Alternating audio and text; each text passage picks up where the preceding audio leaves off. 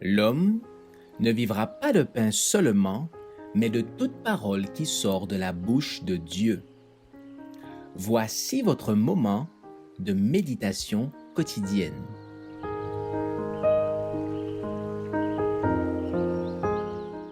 Vous recevrez une puissance.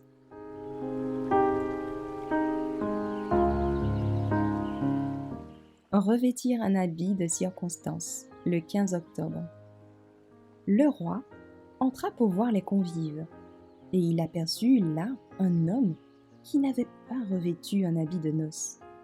Il lui dit : « Mon ami, comment es-tu entré ici sans avoir un habit de noces ?» Cet homme resta la bouche fermée. Matthieu 22, versets 11 et 12. Abandonnez votre habit de citoyen et revêtez les vêtements de noces préparés par le Christ. Vous pourrez alors vous asseoir avec le Christ Jésus dans les lieux célestes. Dieu accueille ceux qui viennent à lui tels qu'ils sont. Il est inutile de se revêtir de ses propres mérites, en cherchant la justification de soi, en se réclamant de ce qu'on estime être de bonnes actions, en tirant fierté de ses connaissances. Et, tandis que vous marchez et travaillez, le cœur plein d'humilité, de douceur, une œuvre que seul Dieu peut faire s'accomplit pour vous. Dieu travaille en vous pour accomplir son bon plaisir, c'est-à-dire pour vous voir demeurer en Christ et en son amour.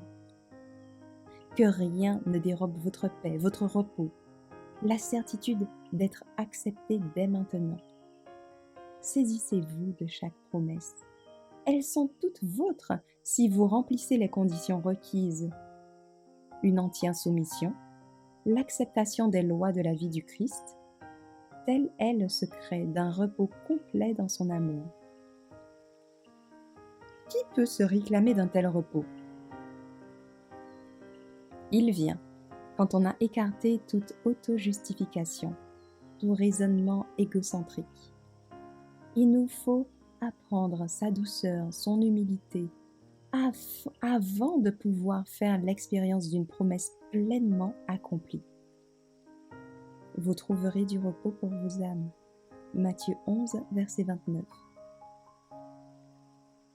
C'est en prenant exemple sur les façons d'être du Christ que le moi est transformé, en acceptant son joug, puis en se soumettant pour apprendre de lui.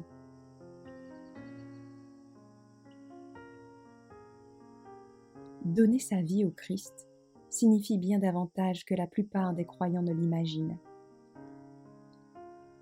Dieu appelle à une soumission complète. Nous ne pouvons recevoir le Saint-Esprit tant que nous ne brisons pas tout ce qui nous attache aux aspects critiquables de notre caractère et qui nous empêche de prendre le joug du Christ et d'apprendre de lui.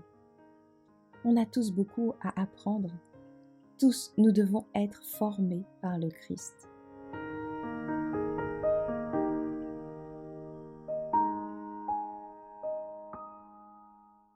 Merci d'avoir écouté cette présentation. Assurez-vous de nous rejoindre demain pour votre moment de méditation quotidienne avec lereste.org.